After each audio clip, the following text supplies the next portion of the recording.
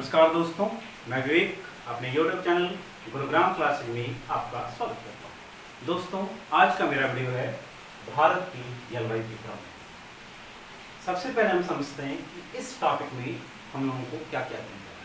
तो सबसे पहले हम इसमें जलवायु के बारे में जानेंगे। जलवायु किसे कहते हैं, मौसम किसे कहा जाता है, भारतीय मौसम विभाग द्वारा भारत की जलवायु को कितने भागों में बांटा गया है और भारत की जलवायु के क्रम में मानसूनी हवाओं का क्या प्रभाव पड़ता है तथा भारतीय मानसून की उत्पत्ति के क्रम में किन किन प्रमुख सिद्धांतों का प्रतिपादन किया गया है, उसको हम लोग को देखना है। क्लियर है? तो आइए हम लोग शुरू करते हैं भारत की जलवायु। क्लियर है? सबसे पहले अगर आपसे पूछा जाए कि जलवायु किसे कहते हैं और मौसम किसे कहा जाता है, जलवायु और मौसम में क्या अंतर है, तो सबसे पहले हम लोग समझते हैं मौसम। तो ध्यान दीजिएगा, वायुमंडलीय दशाओं की अल्पकालीन अवस्था को ही मौसम कहा जाता है। मौसम किसे कहा जाता है, ध्यान दीजिएगा, मौसम वायुमंडलीय दशाओं की अल्पकालीन अवस्था को ही हम लोग मौसम। जैसे फॉर एग्जाम्पल आप समझ सकते हैं कि अभी मान लीजिए सनलाइट है, अचानक कुछ दिन के बाद आसमान में काले बादल छा गए, पुनः वर्षा होनी शुरू हो गई, अर्थात मौसम में चेंज हुआ। तो अल्पकालीन जो अवस्था है वायुमंडलीय दशाओं की, उसे ही हम कहते हैं मौसम। अब अगर आपसे पूछा जाए कि जलवायु क्या है, क्लाइमेट किसे कहा जाता है, क्या कहना है, वायुमंडलीय दशाओं की दीर्घकालीन अवस्था। कौन सी अवस्था है, दीर्घकालीन अवस्था को ही जलवायु कहा जाता है। अब कितना दीर्घकालीन मतलब क्या, कौन सी अवधि, तो ऐसा माना जाता है कि सामान्यतः किसी भी क्षेत्र की 33 वर्षों की वायुमंडलीय दशाओं के अध्ययन को ही हम लोग कहते हैं जलवायु। कितने साल की, 33 ईयर के क्लाइमेटिक कंडीशन के अध्ययन को ही हम लोग कहते हैं जलवायु। क्लियर है? अब अगर आपसे पूछ दिया जाए कि भारत की जलवायु क्या है, भारत की जलवायु किस प्रकार की जलवायु है, तो आप कहेंगे क्योंकि भारत की जलवायु एक तो यह उस बीच से कर्करेखा गुजर रही है, अर्थात उष्णकटिबंधीय क्षेत्र, इसका अधिकांश भाग उष्णकटिबंधीय क्षेत्र में है। साथ में यहाँ की जलवायु पर मानसूनी हवाओं का प्रभाव पड़ता है, इसलिए भारत की जलवायु को कहा गया उष्णकटिबंधीय मानसूनी जलवायु। उष्णकटिबंधीय मानसूनी जलवायु। तो यहाँ पर आपके 3 क्वेश्चन बने हैं। पहला, मौसम क्या है, वायुमंडलीय दशाओं की अल्पकालीन अवस्था। जलवायु क्या है, वायुमंडलीय दशाओं की दीर्घकालीन अवस्था। और भारत की जलवायु कैसे है, तो भारत की जलवायु जो है वह उष्णकटिबंधीय मानसूनी जलवायु। क्लियर है? अब यहाँ पर हम लोग समझेंगे कि मानसून क्या है। तो मानसून जो है यह एक अरबी भाषा का शब्द है। मानसून क्या है, अरबी भाषा का शब्द है, अरबी भाषा का शब्द है जिसका अर्थ या जो मौसम शब्द से लिया गया है, जो मौसम शब्द से लिया गया। अब ये मौसम क्या है, मौसम शब्द से लिया गया है। अब ये मौसम क्या है, तो ध्यान दीजिएगा, ऋतु का मौसम के अनुसार परिवर्तन। क्लियर है? या इसको आप एक कह सकते हैं, पवन की दिशा में ऋतुवत परिवर्तन। पवन की दिशा में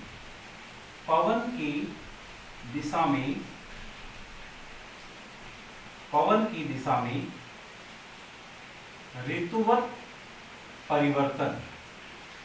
क्लियर है? पवन की दिशा में जो ऋतुवत परिवर्तन होता है उसे ही हम कहते हैं मानसून। क्लियर है? अब यहाँ पर एक महत्वपूर्ण फैक्ट आप लोग के लिए आ गया कि भारतीय मौसम विभाग द्वारा भारत की जलवायु को कितने भागों में बांटा गया है। भारतीय मौसम विभाग द्वारा भारत की जलवायु को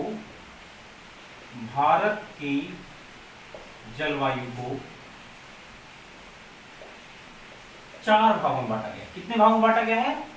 4 भागों में बांटा गया। हम शुरुआत करते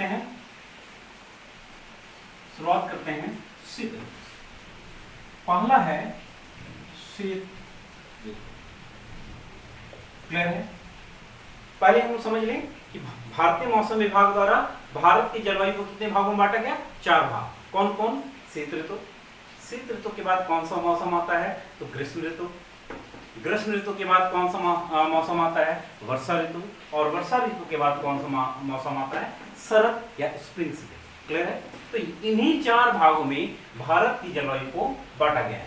तो शीत ऋतु कौन सा पीरियड, साल का कौन सा पीरियड जो है वह शीत ऋतु के नाम से या शीत ऋतु के नाम से जाना जाता है। तो आप कह सकते हैं कि मध्य दिसंबर से फरवरी तक का महीना, मध्य दिसंबर से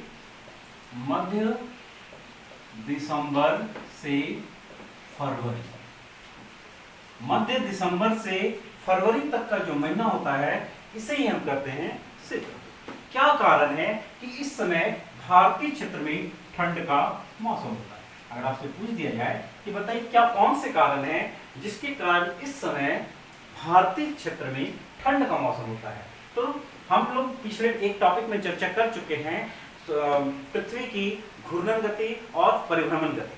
तो घूर्णन गति या रोटेशनल मूवमेंट और रिवोल्यूशनल मूवमेंट, उसमें मैंने बताया था कि सूर्य की उत्तरायण और दक्षिणायन स्थितियां होती है और सूर्य की स्थिति जो है वह 23 सितंबर के बाद दक्षिणायन के रूप में हो जाती है और सूर्य जो है वह दिसंबर महीने में 22 दिसंबर को मकर रेखा पर बिल्कुल वर्टिकल पड़ता है। मकर रेखा के ऊपर सूर्य की किरणें वर्टिकल पड़ती है, अर्थात दक्षिणी गोलार्ध में उस समय गर्मी का मौसम रहता है, जबकि भारत जो है उत्तरी गोलार्ध में है और भारत के बीचों बीच से कर्क रेखा गुजरती है। क्लियर है? तो यहाँ पर सूर्य की किरणें काफी अधिक तिरछी पड़ती है, जिसके कारण यहाँ पर सूर्य की किरणों का तीखापन नहीं पहुंच पाता और इस समय भारत में जाड़े का मौसम या शीत ऋतु होता है। क्लियर है? अब इस ऋतु की प्रमुख विशेषता क्या है? हम कारण के रूप में बता सकते हैं सूर्य का दक्षिणायन स्थिति, सूर्य की दक्षिणायन स्थिति। क्लियर है? सूर्य की दक्षिणायन स्थिति। अब इस ऋतु की प्रमुख विशेषता क्या होती है? क्योंकि इस समय भारतीय क्षेत्र में जाड़े का मौसम होता है और अर्थात मौसम टेम्परेचर कम होता है, जिसके कारण इस क्षेत्र में भारतीय क्षेत्र में हाई प्रेशर की स्थिति होती है और यह क्षेत्र जो है प्रति चक्रवातीय स्थिति को जन्म देता है। प्रति चक्रवातीय स्थिति को जन्म देता है। क्लियर है? अब प्रति चक्रवातीय स्थिति क्या है, पूरा डिटेल में इसके बारे में जब चक्रवात और प्रति चक्रवात बताऊंगा। सिंपल सा आप समझ लिए कि प्रति चक्रवात और प्रति चक्रवात दो शब्द होते हैं। चक्रवात के केंद्र में लो प्रेशर होता है और प्रति चक्रवात के केंद्र में हाई प्रेशर होता है। क्लियर है? जब चक्रवात के केंद्र में लो प्रेशर होता है तो चारों ओर से हवाएं केंद्र की ओर झपटती है, यह चक्रवाती स्थिति होती है। और जब केंद्र में हाई प्रेशर होता है तो केंद्र से चारों ओर हवाएं दूर हो जाती है, बाहर की ओर निकलती है। तो यही है प्रति चक्रवाती स्थिति।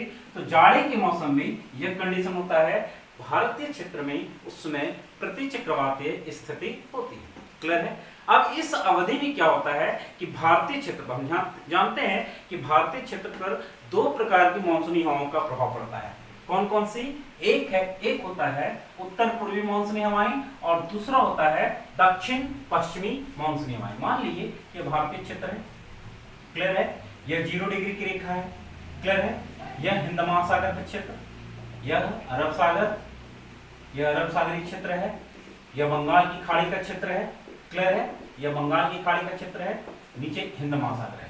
तो जब सूर्य की स्थिति यहां पर होती है, ध्यान दीजिएगा, जब सूर्य की स्थिति यहाँ पर होगी अर्थात मकर रेखा के क्षेत्र में होगी, तो उस समय यहाँ पर क्या होगा, लो प्रेशर का क्षेत्र होगा। अर्थात तापमान अधिक, ध्यान दीजिएगा, तापमान अधिक, वायुदाब कम, तो यहाँ पर लो प्रेशर होगा। और उस क्षेत्र में उस समय यहाँ पर हाई प्रेशर की स्थिति होती है, तो परिणाम स्वरूप हवाएं इधर की ओर आती है, इधर की ओर आती है, इस तरीके से मूव करती है। क्लियर है? उत्तर पूर्व से दक्षिण पूर्व, तो इन हवाओं को कहा जाता है उत्तर पूर्वी मानसूनी हवाएं, और यह कब होता है, जाड़े की ऋतु में। क्लियर है? तो इस समय भारतीय क्षेत्र पर उत्तर पूर्वी मानसूनी हवाओं का प्रभाव होता है, उत्तर पूर्वी मानसूनी हवाओं का प्रभाव होता है, बड़ा ही महत्वपूर्ण है, प्रभाव होता है। चूंकि यह क्षेत्र जो है, यह हवाएं जो हैं वह महाद्वीपीयता लिए हुए होती हैं, अर्थात ये हवाएं शुष्क होती है, अतः इन हवाओं से वर्षा नहीं होती। लेकिन फिर भी इन हवाओं से भारत के दो क्षेत्रों में शीतकालीन वर्षा होती है। कौन कौन से क्षेत्र हैं? तो पहला यह उत्तर पश्चिमी भारत का एरिया होता है, उत्तर पश्चिमी भारत का एरिया जिसमें राजस्थान है, जम्मू कश्मीर का एरिया है, हिमाचल प्रदेश है, हरियाणा का क्षेत्र है, हिमाचल प्रदेश का क्षेत्र, 5 राज्य, उत्तर पश्चिम के 5 राज्य जो हैं उनसे उन हवाओं से यहाँ पर वर्षा होती है। किससे? उत्तर पूर्वी मानसूनी हवाओं से भारत के उत्तर पश्चिम के 5 राज्यों में वर्षा होती है। क्लियर है? दूसरा कौन सा क्षेत्र है? उत्तर पूर्वी मानसूनी हवाओं का प्रभाव इस क्षेत्र में रहता है, और इन हवाओं के प्रभाव के कारण भारत के 2 क्षेत्रों में, अभी मैंने बताया 2 क्षेत्रों में वर्षा होती है। पहला उत्तर पश्चिम भारत, और दूसरा यह क्षेत्र है भारत का कोरोमंडल तटीय क्षेत्र। उत्तर पश्चिमी भारत में जो वर्षा होती है उसका मुख्य कारण जो है वह पश्चिमी विक्षोभ है। क्लियर है? इसको मैं मैप से आपको दिखाने की कोशिश कर रहा हूं। यह ग्लोब है, यह ग्लोब है, ठीक है, यह भारतीय स्थिति है। यहाँ यह क्षेत्र जो है वह भारत का भूभाग है। क्लियर है? भारतीय भूभाग है, यह भारतीय भूभाग है। क्लियर है? यह भूमध्य सागर का क्षेत्र है। तो जाड़े के मौसम में क्या होता है, यहाँ पर हाई प्रेशर की स्थिति बनती है, और यहाँ से हवाएं इस तरीके से भारतीय क्षेत्र में इंटर करती है। तो देखिएगा, ये उत्तर पश्चिम के 5 राज्यों में इनसे वर्षा होती है, और यह वर्षा का कारण क्या है? पश्चिमी विक्षोभ। पश्चिमी विक्षोभ जिसकी उत्पत्ति कहाँ होती है? भूमध्य सागर के क्षेत्र में होती है। यह भूमध्य सागर का क्षेत्र है, यहाँ से ये हवाएं चल रही है पश्चिम से पूरब की ओर, और इन क्षेत्रों में वर्षा होती है। और यही हवाएं जब आगे बढ़ती है तो कहाँ पहुंचती है? बंगाल की खाड़ी के क्षेत्र में, और इन क्षेत्रों में व्यापारिक हवाओं का जो प्रभाव होता है उसके कारण इन हवाओं की स्थिति यह हो जाती है, उत्तर पूर्वी से दक्षिण पश्चिम की ओर, और फिर एक इधर की ओर चलते हैं, और यहाँ पर भारत के कोरोमंडल तट पर यानी तमिलनाडु के तटीय क्षेत्रों में बारिश करती है। लेकिन इस वर्षा का औसत जो है वह 75 सेंटीमीटर होता है। तो अगर आपसे क्वेश्चन पूछा जाए कि जाड़े की ऋतु में भारत के क्षेत्र पर कौन सी मानसूनी हवाओं का प्रभाव पड़ता है, तो अब आप क्या बताएंगे? भारत के क्षेत्र में उस समय उत्तर पूर्वी मानसूनी हवाएं प्रभावशील होती है, और इस समय भारत के 2 क्षेत्रों में अर्थात जाड़े के मौसम में भारत के 2 क्षेत्रों में शीतकालीन वर्षा होती है। एक है उत्तर पश्चिम भारत जिसके अंतर्गत 5 राज्यों में बारिश होती है, और दूसरा है भारत का तमिलनाडु का तटीय क्षेत्र जिसे कोरोमंडल तट के नाम से जाना जाता है। क्लियर है? इस ऋतु में अर्थात जाड़े की ऋतु में जो सबसे ठंडा महीना होता है वह जनवरी का महीना होता है। अर्थात आप कह सकते हैं कि भारतीय क्षेत्र में साल का जो सबसे ठंडा महीना होता है वह जनवरी का महीना होता है, और इस समय जो सबसे कम तापमान भारतीय क्षेत्र पर रहता है वह है जम्मू कश्मीर का द्रास, जहां का टेम्परेचर जो है वह -45 डिग्री सेंटीग्रेड तक चला जाता है। तो अगर आपसे क्वेश्चन पूछा जाए कि भारत का जो सबसे ठंडा महीना कौन सा है साल का, तो आप बताएंगे जनवरी, और सबसे ठंडा जो स्थान होता है वह कश्मीर का है, जम्मू कश्मीर का है द्रास। भारत का सबसे ठंडा स्थान द्रास है जो जम्मू कश्मीर क्षेत्र के अंतर्गत आता है। क्लियर है? अब आप लोग को ध्यान देना होगा कि इस वर्षा का फायदा क्या होता है। तो शीतकालीन जो वर्षा होती है वह रबी की फसल के लिए काफी लाभदायक होती है। जाड़े के ऋतु में जो फसल उपजाए जाते हैं उनके लिए यह काफी लाभदायक होते हैं। तो यहाँ एक वर्ड मैंने बताया था आप लोगों को कि पश्चिम विक्षोभ क्या होता है, क्योंकि यह बड़ा ही महत्वपूर्ण है। तो पश्चिम विक्षोभ जो है भूमध्य सागर से उत्पन्न होने वाली हवाएं हैं जिसकी दिशा पश्चिम से पूर्व होती है। ध्यान दीजिएगा, कभी कभी क्या होता है हमारे यहाँ शीतकाल में रात्रि के तापमान में वृद्धि होती है। यह किस बात का इंडिकेटर है? अगर आपसे पूछ दिया जाए कि शीतकाल में रात्रि के तापमान में अचानक वृद्धि जब इंगित होती है तो यह किस बात का इंडिकेटर होता है? तो यह इंडिकेटर होता है कि पश्चिमी विक्षोभ जो है वह भारत में इंटर होने वाला है। यह किसके सहारे इंटर करती है? पश्चिमी विक्षोभ स्वयं इंटर नहीं करती, यह पश्चिमी जेट स्ट्रीम के द्वारा भारतीय क्षेत्र में इंटर करती है। ध्यान दीजिएगा, जब यह भूमध्य सागरीय क्षेत्र से भारत की ओर आती है तो रास्ते में एक सागर में मिलता है, झील है जो विश्व की सबसे बड़ी झील जिसका नाम है कैस्पियन सी। इनसे भी यह ह्यूमिडिटी गेन करती है और यहाँ से ह्यूमिडिटी लेकर यह भारतीय क्षेत्र के इस भाग में, पश्चिम भाग में वर्षा करती है। क्लियर है? तो शीतकाल में रात्रि के तापमान में वृद्धि इन विक्षोभों के आने का संकेत माना जाता है और अपने प्रवाह क्रम में यह पश्चिम विक्षोभ जो है भूमध्य सागर के साथ साथ कैस्पियन सागर से भी या कैस्पियन झील से भी आर्द्रता को ग्रहण करती है।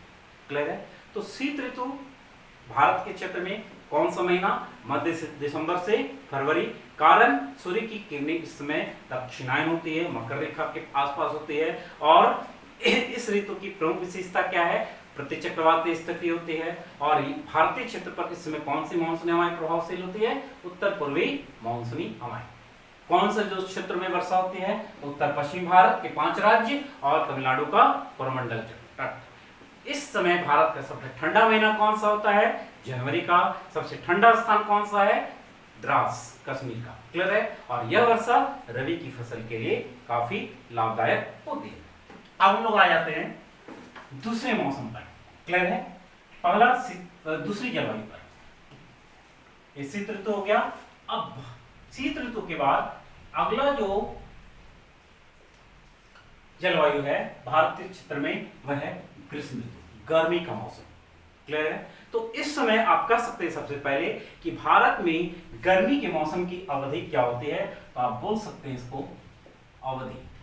भारतीय क्षेत्र में ग्रीष्म ऋतु का जो मौसम होता है वह मार्च से मध्य जून तक होता है। मार्च से मध्य जून तक का मौसम होता है। अब फिर यहाँ पर एक कारण कि इस अवधि में भारतीय क्षेत्र में गर्मी का मौसम होता है। इसका क्या कारण होता है? तो हम जानते हैं कि 21 मार्च के बाद सूर्य की किरणें उत्तरायण होनी शुरू हो जाती है और 22 जून को बिल्कुल कहां पर? कर्क रेखा पर वर्टिकल पड़ती है। तो इस स्थिति में अर्थात सूर्य की स्थिति उत्तरायण हो जाती है और भारत की स्थिति जो है उत्तरी गोलार्ध में है, इसलिए यहाँ पर ग्रीष्म ऋतु का मौसम होता है। तो अगर आपसे पूछा जाए कारण, तो सूर्य की किरणों का सूर्य का उत्तरायण होना। क्लियर है? ग्रीष्म ऋतु में भारत में जो सबसे गर्म स्थान है वह है राजस्थान का चुरू। अगर आपसे क्वेश्चन पूछ दिया जाए कि इस अवधि में भारत का सबसे गर्म प्लेस कौन सा है, तो आप बताएंगे राजस्थान का चुरू जो है वह चुरू भारत का सबसे गर्म स्थान होता है। इसे gateway of Thar desert, Thar मरुस्थल का प्रवेश द्वार कहा जाता है। 2 क्वेश्चन इससे बन रहे हैं। भारत का सबसे गर्म स्थान कौन सा है? तो राजस्थान का चूरू, और चूरू को गेटवे ऑफ थार डेजर्ट के नाम से भी जाना जाता है। इस ऋतु में जो भारत का सबसे गर्म महीना होता है वह मई का महीना होता है। मई का महीना सबसे गर्म महीना होता है, सबसे गर्म महीना होता है। अब ध्यान दीजिएगा, इस समय इस काल में भारत में जो मानसूनी हवाएं प्रवेश करती उसके पूर्व में कुछ प्री मानसून विंड प्रभावशील होते हैं। अर्थात ये जो अवधि है मार्च से मध्य जून का, इस अवधि में मानसूनी हवाओं के प्रवेश करने के पूर्व प्री मानसून विंड चलते हैं, जिनको भारत के अलग अलग राज्यों में अलग अलग नामों से जाना जाता है। यह काफी इंपॉर्टेंट सेक्शन है, क्योंकि इससे हमेशा क्वेश्चन आता है कि प्री मानसून विंड क्या होता है। तो ध्यान दें, प्री मानसून विंड मतलब मानसून आने के पहले जो चलने वाली हवाएं हैं, जिससे थोड़ी बहुत बारिश होती है, उसे ही हम कहते हैं प्री मानसून विंड।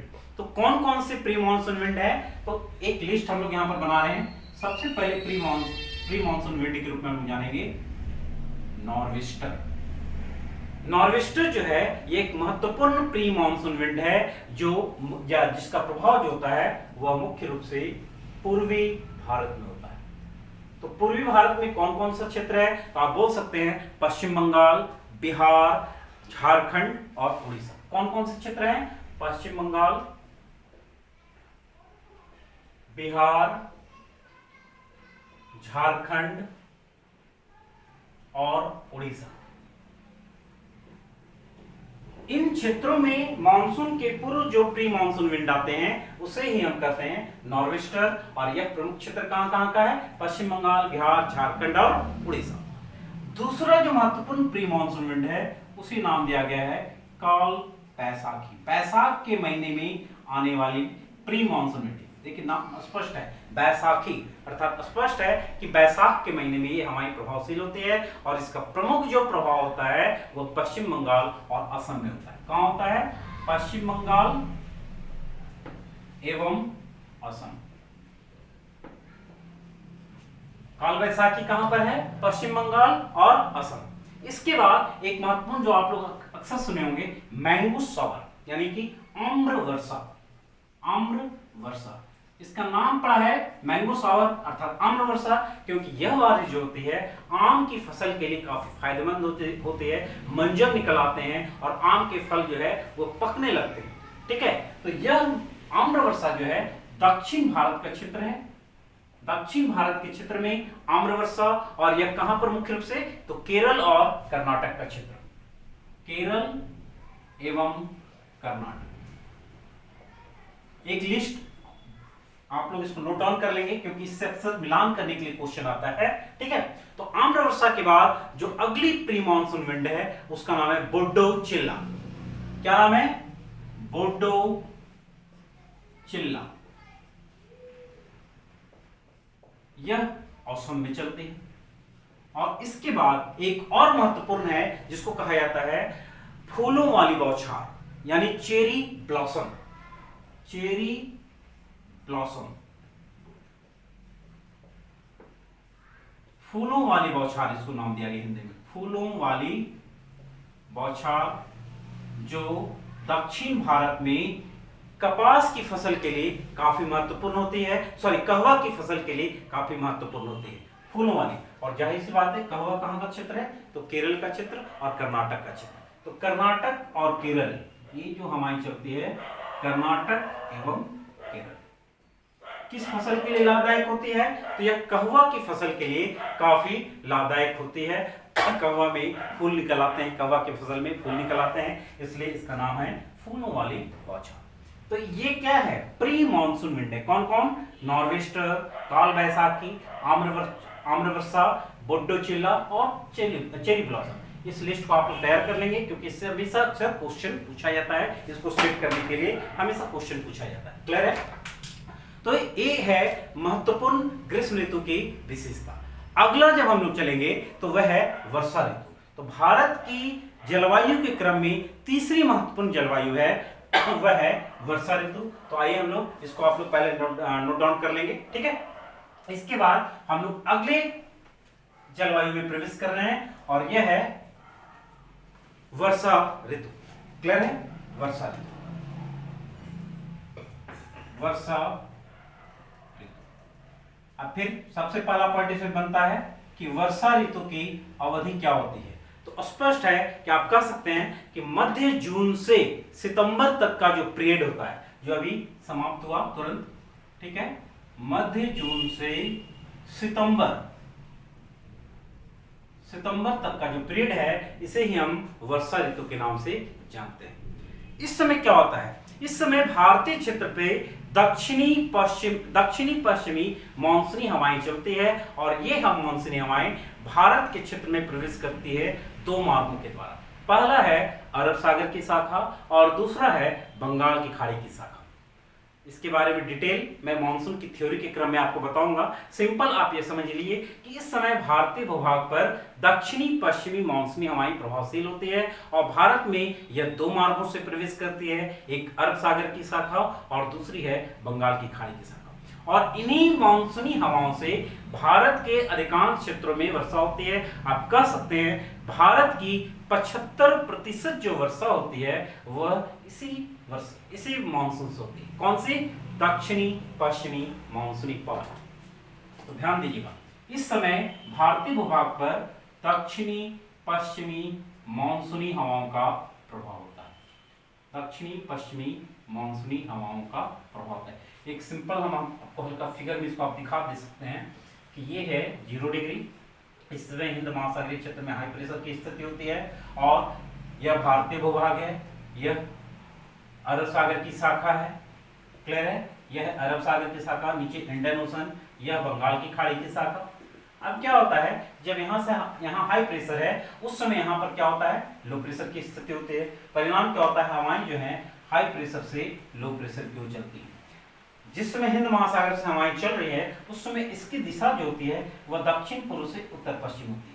लेकिन जैसे ही ये हवाएं इक्वेटर को क्रॉस करती है, 0 डिग्री को क्रॉस करती है, फेरेल के नियम के अनुसार इनकी दिशा जो है अब इस तरह हो जाती है। अर्थात आप देख सकते हैं दक्षिण पश्चिम से उत्तर पूर्व। तो चूंकि ये हवाएं दक्षिण पश्चिम से उत्तर पूर्व की ओर चल रही है इसलिए इसका नाम पड़ा दक्षिण पश्चिम से उत्तर पूर्व की ओर चल रही है, इसलिए इसका नाम पड़ा दक्षिणी पश्चिमी मानसूनी हवाएं। अब क्या होता है कि हवाएं देखिएगा इस तरह अरब सागर से, या अरब सागर की शाखा है या बंगाल की खाड़ी की शाखा है। यहाँ पर क्या है, गारो खासी की जनता की पहाड़ियां हैं, उसके बाद यहाँ हिमालय पर्वत के प्रभाव के कारण यहाँ आती है, फिर इधर टकराकर फिर इधर भारतीय क्षेत्र में ये इंटर करती है।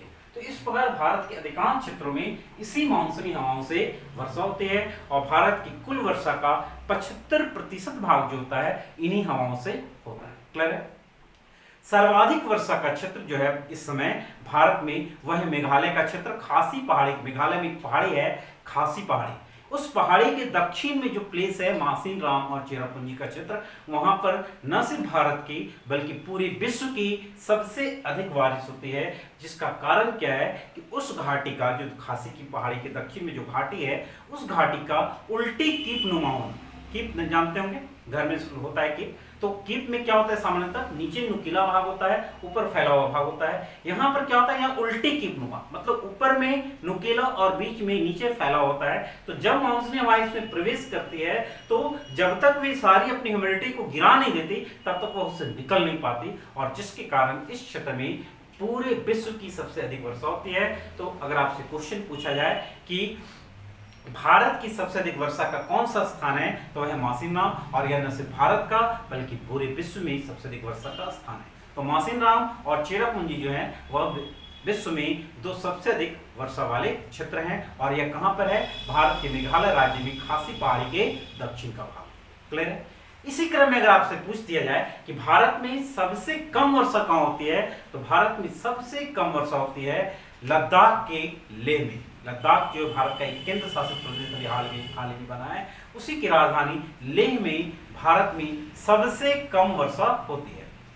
फिर अगला क्वेश्चन इससे बनता है, ठीक है, भारत में जो सबसे और बारिश हो रही है सबसे अधिक और सबसे कम, तो इस वर्षा का औसत क्या है? तो भारत में जो औसत वार्षिक वर्षा है वह है 125 सेंटीमीटर। भारत की एक क्वेश्चन अगर आपसे पूछ दिया जाए कि भारत की औसत वार्षिक वर्षा कितनी है, तो यह है 125 सेंटीमीटर। इसी से रिलेटेड एक क्वेश्चन फिर बनता है, ध्यान दीजिएगा, जितना फैक्ट है वह सारा मैं इससे संबंधित बता रहा हूं अभी आपको इस वीडियो में।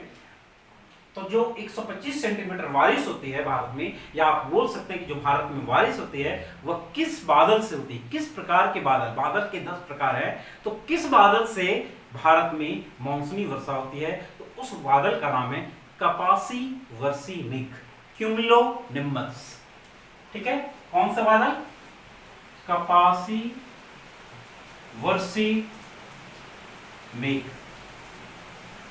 इसको इंग्लिश में कहते हैं cumulo, CUMULO, cumulonimbus, NIMBUS, nimbus cloud. Clear है? तो भारत में जो मानसूनी वर्षा होती है वह किस बादल से होती है? तो कपासी वर्षी मेघ से होती है। फिर इसी से रिलेटेड अगला क्वेश्चन बनता है कि भारत में जो वर्षा होती है तो सर्वाधिक 3 वर्षा के क्षेत्र बताइए कि कौन कौन सा क्षेत्र है जहां पर सर्वाधिक 3 वर्षा होती है। सर्वाधिक 3 वर्षा के क्षेत्र कौन कौन से हैं? तो आप बता देंगे पहला जो एरिया होता है वो अंडमान निकोबार का क्षेत्र, क्लियर है। बंगाल की खाड़ी में जो अंडमान निकोबार क्षेत्र है वह भारत में सर्वाधिक वर्षा का क्षेत्र है। दूसरा है पश्चिमी घाट का पश्चिमी ढाल जो अरब सागर के सीधे प्रभाव क्षेत्र में आता है। तो दूसरा प्रमुख क्षेत्र है पश्चिमी घाट का पश्चिमी ढाल। और तीसरा प्रमुख क्षेत्र है सबसे अधिक वर्षा का, वह है उत्तर पूर्वी भारत जिसमें आसाम है, मेघालय है, नागालैंड और अरुणाचल प्रदेश का क्षेत्र है। ये सबसे अधिक वर्षा के क्षेत्र में आते हैं। तो सबसे कम वर्षा के क्षेत्र कौन कौन से हैं? तो सबसे कम वर्षा जो भारत में होती है वह उत्तरी, ध्यान दीजिए इसको आप नोट डाउन कर लेंगे, उत्तरी गुजरात और पश्चिमी राजस्थान का क्षेत्र है। दूसरा पश्चिमी घाट का रेन शैडो एरिया, इसे मैं मॉनसूनी थ्योरी बताऊंगा, उसमें बताऊंगा कि रेन शैडो एरिया क्या होता है और क्यों वहां पर काफी कम बारिश होती है। तो दूसरा है पश्चिमी घाट का रेन शैडो एरिया और तीसरा है लद्दाख का मरुस्थल। तो वर्षा ऋतु के क्रम में मैंने आपको बताया कि भारत में मध्य जून से दिसंबर तक का जो क्षेत्र होता है वो वर्षा ऋतु का क्षेत्र होता है। इस समय दक्षिणी पश्चिमी मानसूनी हवाएं प्रभावशील होती है। भारत की अधिकांश वर्षा इसी से होती है। सर्वाधिक वर्षा मासीन राम और चेरापूंजी में होती है जो खासी पहाड़ी के दक्षिण का भाग है। सर्वाधिक वर्षा का स्थान जो है वह भारत का 3 प्रमुख क्षेत्र है। कौन कौन सा है? तो अंडमान निकोबार का क्षेत्र, पश्चिमी घाट का पश्चिमी ढाल क्षेत्र और तीसरा है उत्तर पूर्वी भारत। कौन से बादल से होती है? कपासी वर्षी मेघ से होती है। सर्वाधिक वर्षा का स्थान, सबसे कम वर्षा का स्थान है लेह, लद्दाख का लेह है। औसत वार्षिक वर्षा कितनी होती है? 125 सेंटीमीटर होती है। और भारत में सबसे कम वर्षा के क्षेत्र 3 क्षेत्र, उत्तरी गुजरात और पश्चिमी राजस्थान, दूसरा है लद्दाख का मरुस्थल और तीसरा होता है पश्चिमी घाट का रेन शैडो एरिया। तो ये महत्वपूर्ण है। भारत की जो अगली ऋतु है, अगली जलवायु है वह है शरद ऋतु जिसको हम लोग कहते हैं स्प्रिंग सीजन। यह अवधि जो है वह अक्टूबर से मध्य दिसंबर तक का समय होता है। कब कब? अक्टूबर से मध्य दिसंबर। तो शरद ऋतु का समय कब है? अक्टूबर से मध्य दिसंबर शरद ऋतु।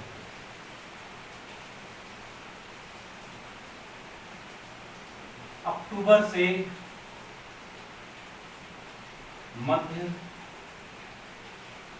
दिसंबर तक का जो अवधि होता है उसे हम कहते हैं शरद ऋतु। और इस समय भारतीय भूभाग पर लौटती हुई मानसूनी हवाओं का प्रभाव चलता है। लौटती हुई मानसूनी हवाओं का प्रभाव होता है जिसके कारण तमिलनाडु के कोरमंडलीय तटीय क्षेत्र में वर्षा होती है। तो हमने डिटेल बताया आपको कि भारत की जलवायु को 4 भागों में बांटा गया है और यह विभाजन भारतीय मौसम विभाग द्वारा किया गया है। चारों जलवायु की या चारों मौसम की मैंने महत्वपूर्ण विशेषता आपको बताई, क्या क्या महत्वपूर्ण प्रभाव है।